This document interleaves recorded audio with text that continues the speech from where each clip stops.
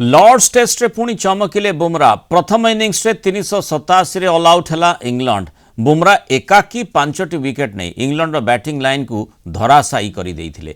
Mohammad Siraj 2 wicket, Nitish Reddy 2 wicket एवं रविंद्र जडेजा गोटे wicket नहीं।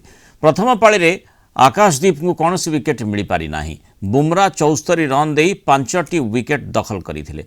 इंग्लैंड जो रूट एकाकी 104 रन शतकीय इनिंग्स खेली।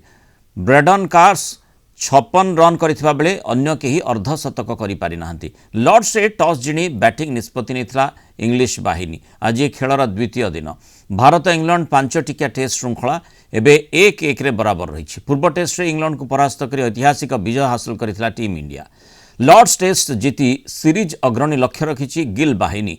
अन्यपटे बॉल बदलैबाकु नि लॉर्ड्स रे अंपायर सह जोरदार जुक्तितर्क करिसेंति कैप्टेन शुभमन गिल।